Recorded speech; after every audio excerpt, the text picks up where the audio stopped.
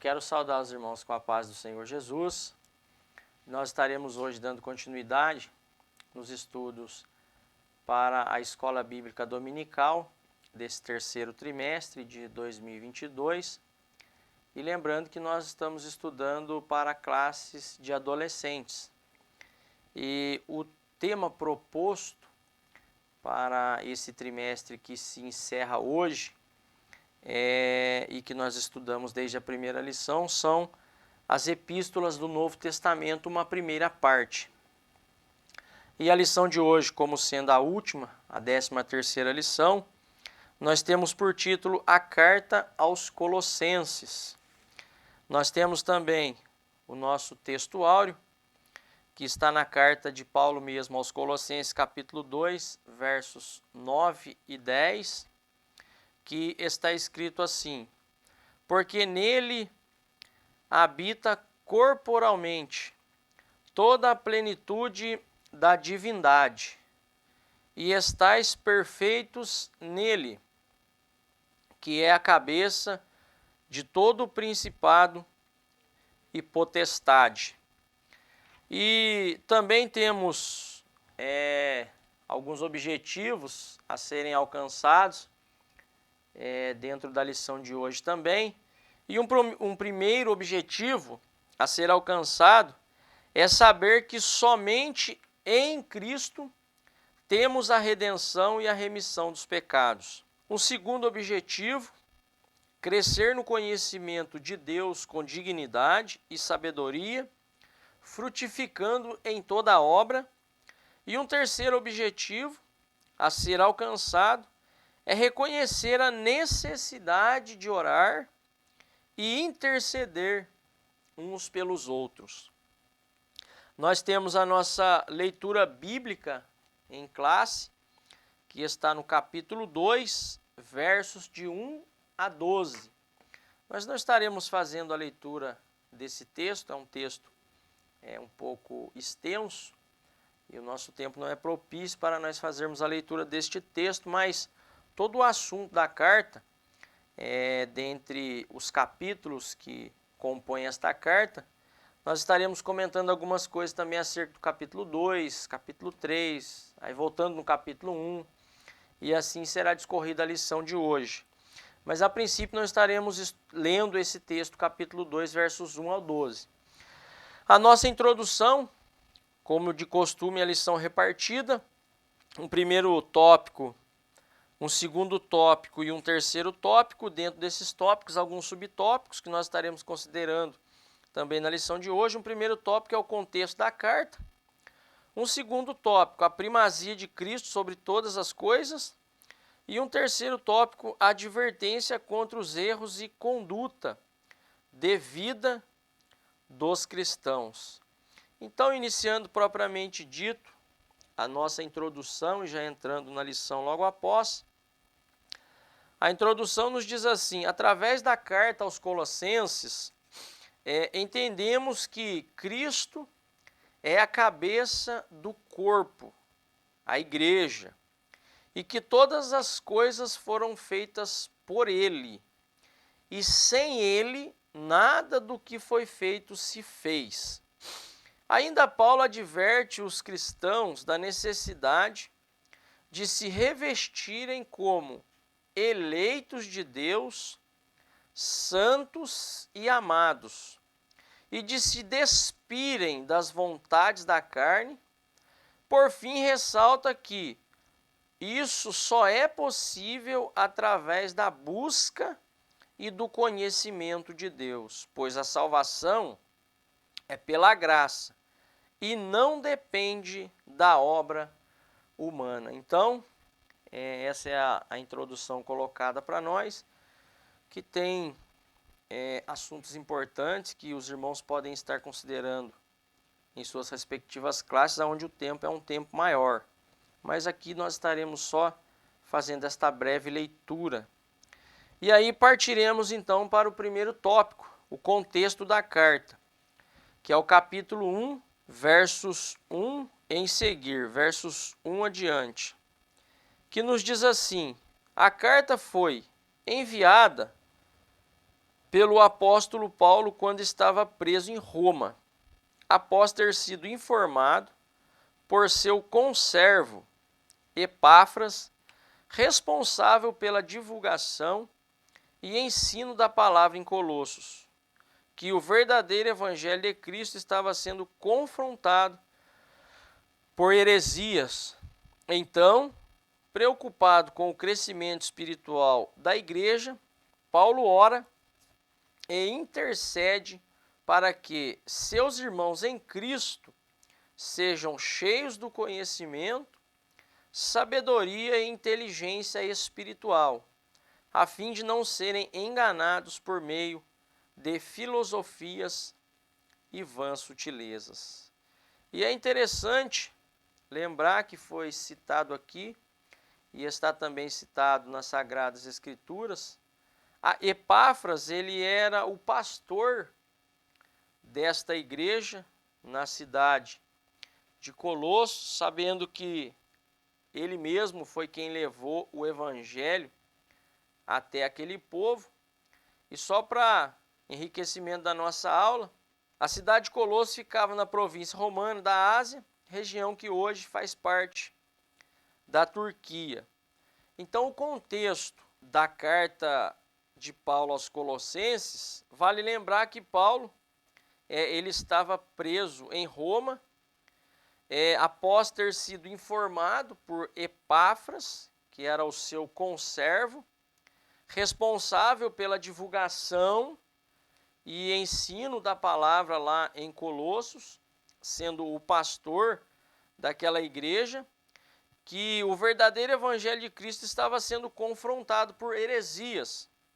E aí então Paulo, preocupado com o crescimento espiritual da igreja, ele vai orar e interceder para que os irmãos lá de Colossos, eles fossem cheios do conhecimento de Deus, da sabedoria de Deus e da inteligência espiritual que também provém de Deus, a fim de que eles não fossem enganados por meio das filosofias e das vãs sutilezas que esses falsos ensinadores estavam querendo também implantar, minar e colocar isso na cabeça dos nossos irmãos de Colossos. Então, Paulo se preocupa com isso e então vai orar e vai pedir a Deus então que encha os irmãos de todo conhecimento e sabedoria, a fim de que os irmãos não fossem enganados então com essas filosofias e vãs sutilezas. E é interessante que parece que esse tipo de situação sempre perseguiu o apóstolo Paulo, né?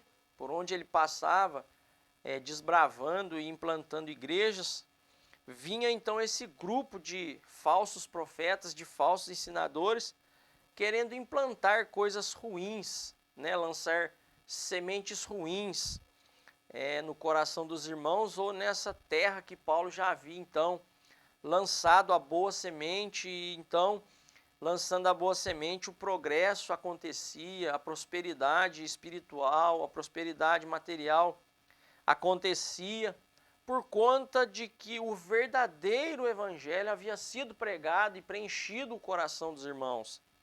Mas aí vinham esses falsos ensinadores, esses falsos profetas, esses falsos mestres, e queriam implantar outros tipos de coisas que na verdade não eram proveitosas, não eram boas para a edificação da fé, mas muito pelo contrário, era só para a destruição e ruína da fé dos irmãos. E é por isso que Paulo, então, ao receber essa informação de que o verdadeiro evangelho estava sendo confrontado por essas heresias, o que ele vai fazer? Ele vai orar, porque ele não poderia estar lá pelo fato de estar preso em Roma. Ele vai orar e interceder pelos irmãos para que eles fossem todos cheios do conhecimento, sabedoria e inteligência espiritual. Porque somente através dessas ferramentas disponibilizadas por Deus, eles poderiam então dar cabo nestas falsas ideias, nessas falsas filosofias e nessas maneiras que essas vãs sutilezas queriam ser implantadas entre os irmãos. E não é diferente nos dias de hoje. Observem quanta heresia no nosso meio hoje. Quanta filosofia, numa linguagem mais simples, né? Quanta história de carochinha no nosso meio hoje. Reduzindo o verdadeiro evangelho de Cristo a nada. Ou reduzindo o verdadeiro evangelho de Cristo a uma migalha. Querendo atrelar o verdadeiro evangelho de Cristo a outros meios, para que o homem possa ser salvo, para que o homem possa ser abençoado, e tantas outras coisas mais vemos no nosso meio, e coisas que, na verdade, nos deixam até espantados de vermos. Isso tudo é denominado como heresias, e isso no meio do povo de Deus, no meio do povo que se chama evangélico. Então, a exortação é essa, que fiquemos na pureza e na simplicidade do Evangelho de Cristo Jesus, e em meio a esse contexto, devemos também nos colocar da mesma maneira como os crentes de Bereia, né? Examinando as Escrituras, quando alguém está falando, quando alguém está pregando, quando alguém está ensinando, estarmos ali conferindo, para ver se de fato o que estão ensinando, o que estão pregando e o que estão dizendo está verdadeiramente registrado nas Sagradas Escrituras, que é a base, é o fundamento da nossa fé, para não sermos enganados, né, por meio dessas filosofias e dessas vãs sutilezas. Então, Paulo, quando soube desse confronto, ele vai orar e vai interceder a Deus, então, para que os irmãos sejam cheios, vou frisar, do conhecimento de Deus e da sabedoria de Deus e da inteligência espiritual,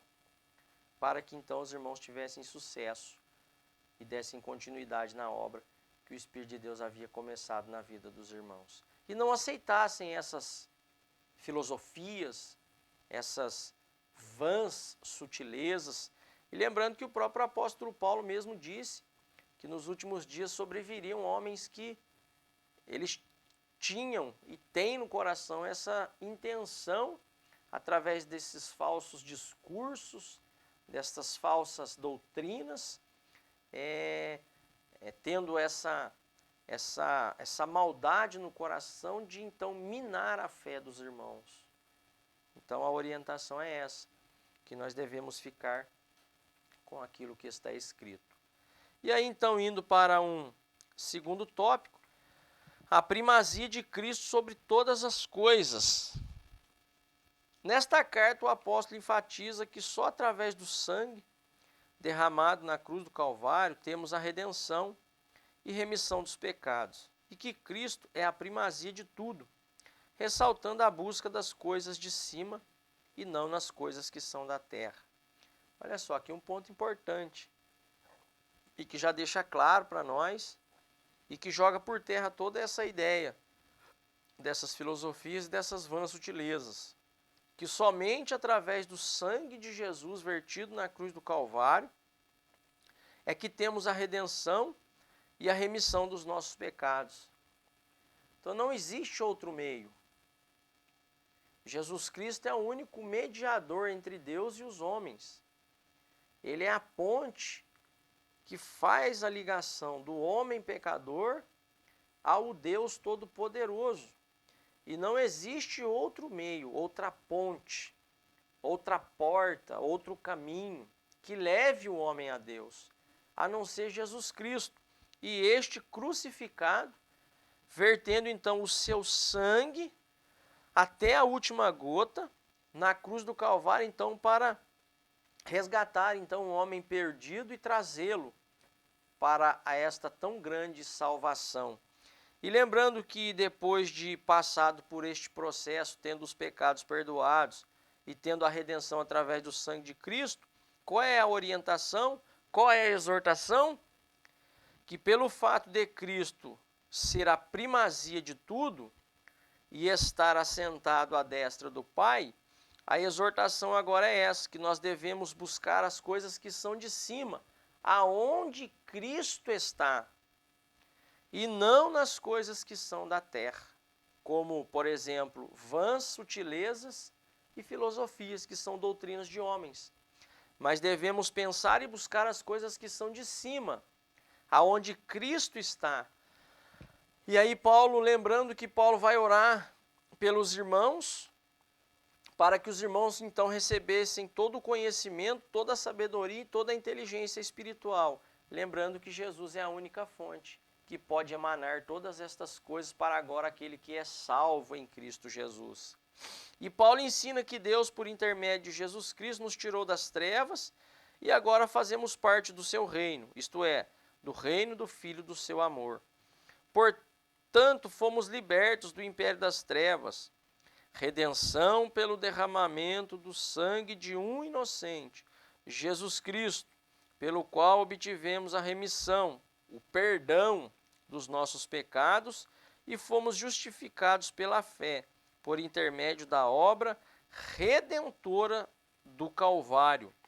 Paulo afirma que Cristo é a imagem do Deus invisível, pois a humanidade somente conheceu a Deus por intermédio da revelação de Jesus Cristo ao mundo. O apóstolo ressalta que Jesus é o primogênito de toda a criação, não por ter sido criado, mas por ter a primazia sobre todas as obras criadas, quer sejam tronos, potestades e poderes existentes, pois ele é antes de tudo, e todas as coisas foram criadas por ele e para ele.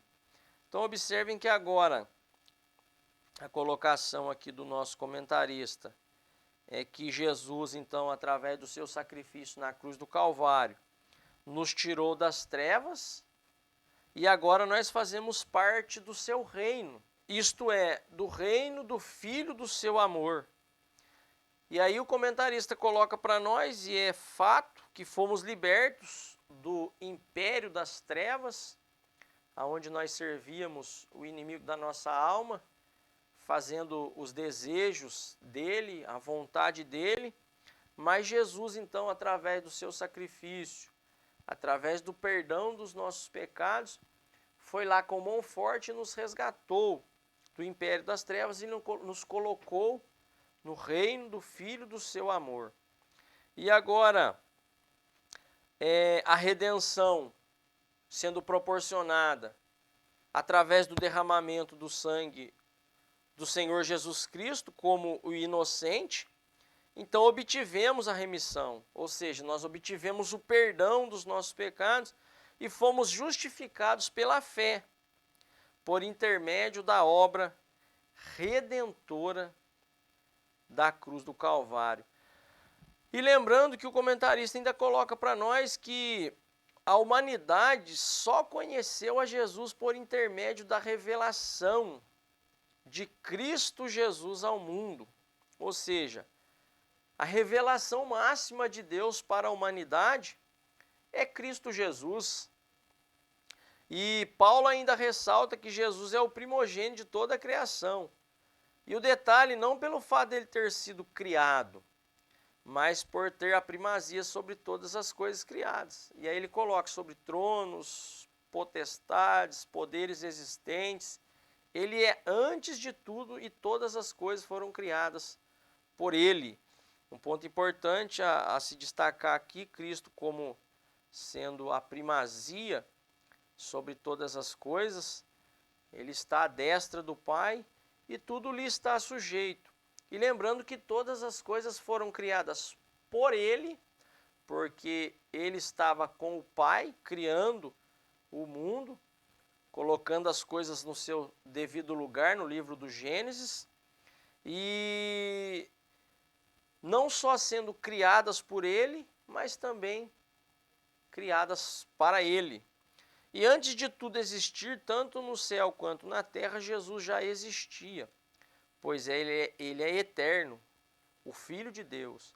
A criação também subsiste pelo poder da sua palavra. E por fim, Paulo afirma que Cristo é a cabeça do corpo, ou seja, a cabeça da igreja, pois ele é quem dá vida, governa, cuida e protege a sua igreja. Um ponto importante, que antes de tudo existir tanto na terra como no céu, Jesus já existia. Por quê? Porque ele é eterno. Ele não tem começo e não tem fim. A criação também subsiste pelo poder da sua palavra. Haja, haja, haja, e as coisas foram acontecendo. O poder da palavra de Jesus. E por fim, ele agora é a cabeça do corpo, que é a igreja, sendo ele a cabeça. Por quê? Porque é ele quem dá a vida, é ele quem governa, é ele quem cuida e é ele quem protege a igreja. Então agora Cristo é o cabeça da igreja. Observem, e vale considerar que não existe nenhum homem que seja o cabeça da igreja. Pedro não é a cabeça da igreja, João não é a cabeça da igreja. Nenhum ser humano mortal que já tenha passado ou que ainda vai passar por esta terra pode se considerar como que sendo o cabeça da igreja. Mas somente a Jesus Cristo se dá esse título, então, porque ele é verdadeiro. Ele é de fato, porque é ele quem dá a vida, é ele quem governa, é ele quem cuida e é ele que protege a sua igreja. E temos vários textos que nos trazem esta verdade acerca de Jesus sendo a cabeça da igreja, pois é ele quem governa a igreja, pois a igreja é dele. Então, assim, partindo para um terceiro tópico, a advertência contra os erros e a conduta de vida dos cristãos. Uma vez ressuscitados em Cristo e mortos para o pecado, o apóstolo os adverte a buscar as coisas que são de cima e não da terra. Para isso, é necessário se despojar da cólera, avareza, mentira, idolatria, fornicação e das palavras torpes que saem de sua boca e se revestir dos frutos do Espírito, benignidade, humildade, misericórdia, mansidão, além de suportar e perdoar uns aos outros como Cristo nos perdoou. Mas é necessário, sobretudo, revestir-se de amor, que é o vínculo da perfeição. Agindo assim, a paz de Deus, para a qual fomos chamados em um corpo, dominará os nossos corações e seremos agradecidos a Deus pelas suas bênçãos. E aí, agora, o apóstolo Paulo vai advertir, então, os erros, ou contra os erros e contra a conduta de vida, dos cristãos. E ele vai dizer que uma vez ressuscitados com Cristo e mortos para o pecado, a advertência é buscar as coisas que são de cima e não as que são da terra. E para isso é necessário se despojar de coisas que faziam parte da nossa vida, como por exemplo a cólera ou a ira, a avareza, o amor ao dinheiro, a mentira, a idolatria. A idolatria, ela pode ser tudo aquilo que roube o lugar de Deus em meu coração. A fornicação, e palavras torpes, que elas não podem mais sair das nossas bocas. Se outrora nós vivíamos com a nossa boquinha suja, falando todo tipo de coisa, até ofendendo as pessoas, nós temos que nos despojar disso também hoje. E fazendo assim, nos despojando do velho homem com a sua natureza, agora a advertência é nos revestir do novo, que na verdade agora vai praticar os frutos do Espírito, pois o velho vivia na prática das obras da carne e agora o novo, se revestindo então do novo, vamos viver agora em novidade de vida. E agora a nossa intenção já não é mais fazer a vontade da carne, porque nós estamos mortos para o pecado, mas agora vivos para Jesus Cristo. Tem que haver em nós o ardente, o fogo tem que arder no nosso coração e o desejo de praticarmos as coisas que nos levam mais para perto do Senhor Jesus. Como, por exemplo, a benignidade, a humildade, a misericórdia, a mansidão. E além de suportar e perdoar uns aos outros como Cristo nos perdoou. E lembrando que lá no Evangelho de João, capítulo 13, a mensagem é bem clara lá de Jesus para os discípulos, que na verdade Jesus seria conhecido pelo mundo se os discípulos amassem verdadeiramente uns aos outros. Ali fala de testemunho, a prática do amor. E o suportar aqui, ele também adere isso, essa ideia. Ele associa essa ideia do amor. E o suportar aqui não é eu ter que suportar o meu irmão porque ele é insuportável, não, sabe?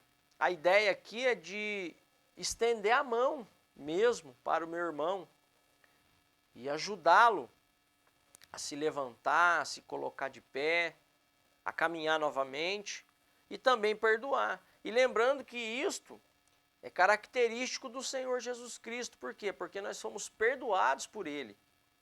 E Ele nos suporta. Ele sempre está estendendo as mãos para nós. E aí a gente já logo vê que a ideia do Senhor Jesus Cristo acerca dos seus discípulos, que hoje somos nós, é essa. Da maneira como Ele fez, nós devemos fazer também. E tendo em vista que o amor deve estar acima de tudo. Porque em Coríntios 13 a gente vê exatamente Paulo colocando para nós ali que o amor tem que estar acima de tudo. Porque não adianta eu fazer nada se não tiver o amor. É por isso então que agora, me revestindo do novo homem, este amor que foi derramado em meu coração, ele deve ser posto para fora. E de que maneira ele deve ser posto para fora? Através das minhas práticas. A maneira como eu trato os meus irmãos, a maneira como eu falo com os meus irmãos, a maneira como eu exerço a paciência com aquele que é atribuladinho, ou com aquele que eu acho que não vai dar certo. Então eu preciso exercer essa paciência, eu preciso exercer a misericórdia. Então, o amor é demonstrado através da prática nesse sentido. E agora, revestido do novo homem, isso se faz necessário nas nossas vidas. E aí Paulo vai falar acerca do revestir-se de amor, que é o vínculo da perfeição, e agindo, olha só, agindo, prática, agindo assim, a paz de Deus para a qual fomos chamados em um corpo, dominará os nossos corações e seremos agradecidos a Deus pelas suas bênçãos. Aí já é no coletivo. Eu agindo assim, a paz de Deus então encherá o meu coração e eu serei agradecido a Ele por todas as bênçãos que Ele nos concede. Paulo conclui a carta com uma série de exortações práticas. Façam todas as coisas por justiça, pois há um Senhor nos céus. Perseverem em oração uns pelos outros, com ação de graças, e tudo quanto fizerdes por palavra ou por obras, fazei tudo em nome do Senhor Jesus, dando por ele graças a Deus, pois somente ele é digno de louvor e honra e glória para todos sempre. Ou seja, tudo que agora vamos fazer depois de ter nos despojado do velho homem e nos revestido do novo, tem que ser para glorificar, tem que ser para exaltar e tem que ser para honrar o nome do nosso Deus. E aí assim então, partimos para a nossa conclusão. Devemos conhecer a Deus através de sua palavra, orar continuamente no Espírito, além de nos revestir de toda a armadura de Deus, para que possamos estar firmes contra as astutas ciladas do diabo. Temos por certo que Cristo é a cabeça da igreja, e tudo foi feito por Ele e através dele. Foi através do seu sangue, de sua graça, que Jesus nos alcançou e salvou. Que possamos assim, como o apóstolo Paulo, estar dispostos a cumprir a vontade de Deus a todo instante, louvando, agradecendo, intercedendo e engrandecendo o nome do Senhor. E lembrando, para finalizarmos aqui, que a carta de Paulo aos Colossenses é uma carta que fala muito da fé, fala muito do amor, fala muito do progresso espiritual dos irmãos, tá certo? E o que é destaque na carta é a maneira como eles amavam uns aos outros e a fé que eles tinham no Evangelho do Senhor Jesus Cristo. Isso é um ponto característico da carta aos Colossenses.